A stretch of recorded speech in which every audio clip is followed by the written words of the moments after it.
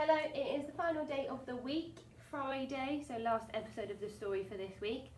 Hope you're all okay, and I look forward to seeing some of your learning logs for the week today.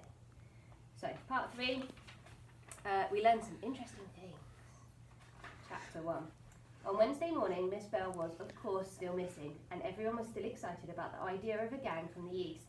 Laylie Thompson Bates, a day girl from the school second form, was telling anyone who would listen that her mother had spoken to a close friend who had seen a woman looking very much like Miss Bell in a shop in Abingdon buying azaleas. That's a type of flower, isn't it? Another girl who knew all about the language of flowers said that azaleas meant take care, and that was great excitement at that, until Laylie admitted that she had meant to say hydrangeas, since hydrangeas turned out to mean frigidity. This did not This did not seem right at all, and I don't know when she would have the time for buying flowers if she was really on the run from a criminal gang. Daisy whispered to me scornfully before turning to Kitty to discuss whether the people after Miss Bell might perhaps be from Russia. Daisy cultivates girls in the lower forms to bring her back gossip, and so she sent Betsy North and her other informants off to collect information, telling them quite truthfully that she wanted to know what Miss Bell had been doing on Monday before her mysterious disappearance. She and I canvassed the older girls. We discovered that while it was difficult to stop people talking about Miss Bell, most of the things they said were utterly useless. But then Betsy came back to us with some much more useful news. One of Betsy's little first form friends had been to Cultural Society on Monday with Mademoiselle. This was useful already since it reminded us that Mademoiselle had a good alibi between 4:20 and 5:20. But then the story became even more interesting. The shrimp had been let out of Cultural Society 5 minutes early because she had a slight stomachache. At just after 5:15 she had arrived in the old wing cloakroom to collect her hat and coat, and there she had unexpectedly come upon Miss Bell.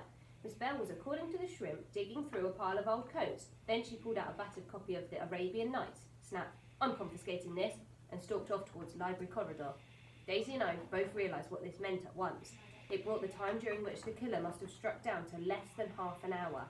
If Miss Bell had been alive in the old room cloakroom at 5:15, she could not have arrived in the gym before 5:20, and that meant she must have been killed between 5:20 and 5:45. "Do you know," said Daisy to me, once Betsy had run off again, "detecting a murder is turning out to be rather easy. If we carry on like this, we should have solved it in no time." I was not so sure. It seemed to me that we still had a great deal to discover, but I did agree that what seemed to be making a very good start, and soon we had even more information. A fourth former waiting about for confirmation study with Mr. McLean had seen Miss Bell go into the mistress's common room on library corridor just after lessons ended, but before societies began, followed by Miss Parker. A few minutes later they had come out again, both looking frightfully cross, Miss Bell's face icy and Miss Parker's hair all spiky with rage, the four formers' words, and marched away together towards an empty form room.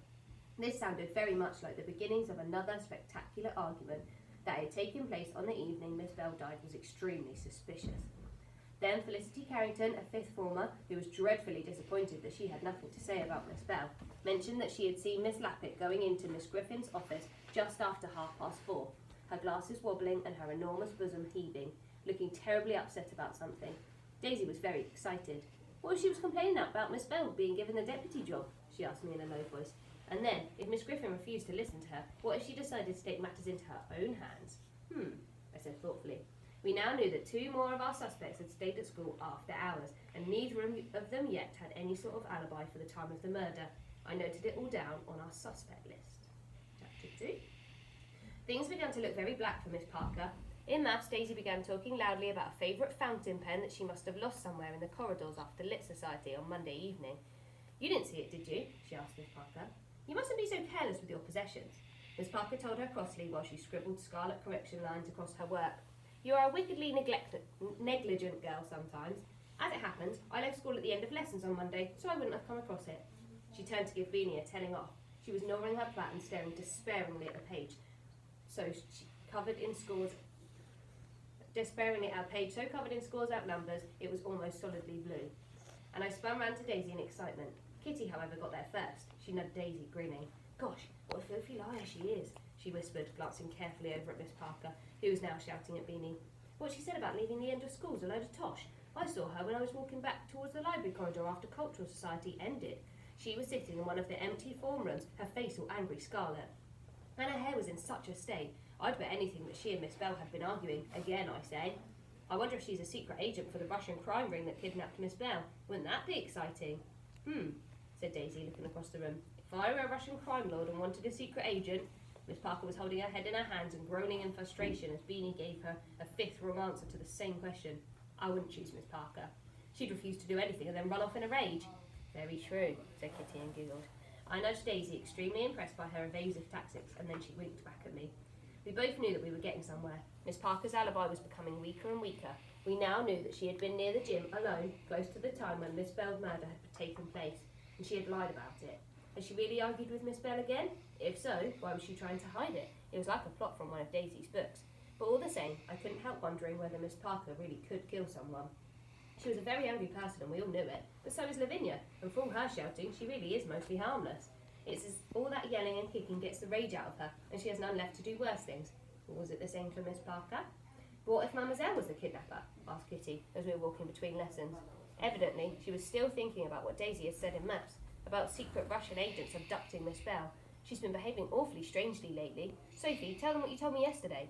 Sophie Cook Finchley, who was in the other third form dorm and is a musical prodigy, grinned. Oh yes, she said. It was terribly odd. I had my lesson with the one. When? Asked Daisy, cutting her off. Oh, 4:20 to 4:50, same as always, Sophie said, blinking a bit. But anyway, I stayed on in the music room afterwards practicing, and I noticed after a bit that someone else was in the small practice room next to me, and they were making the oddest sounds, garglings and yellings, not music at all. I thought for a while that there were two people in there, speaking in tongues, but then I realised it was Mademoiselle talking to herself in English, and then repeating it in French. She carried on for ages, until almost 5:45, when I had to go, and then, just as I was leaving, she came out of her practice room and saw me. She looked awfully frightened for some reason, and then she hurried down the hall towards the new wing. Isn't that odd? Daisy and I agreed that it was, but all I could think was how we finally had a proper alibi for one of our suspects. Chapter 3. In Div, what's Div short for? Can't remember. I'm pretty sure it says in the book at some point. Oh, okay, we'll find it. We found another alibi. Mr. McLean, who we had seen lurking so promisingly next to the gym on Monday evening, certainly looks a bit like a murderer. I was talking to Mrs. Bronston, by the way. She's over there. He wears filthy egg-stained jackets, his hair is greasy, and in prayers he leers at us over the lectern. It would have been very easy and satisfying if he'd have been Miss Bell's killer, but it was not to be. Mr. McLean began telling us all about the confirmation training we would be taking next year when we got to the fourth form. The girls enjoy it so, he said, beaming at us with his nasty yellow teeth. Why, the class I took on Monday was so fascinating that we managed to overrun by nearly half an hour. In the end, I had to tell them to hurry so as not to be late for dinner.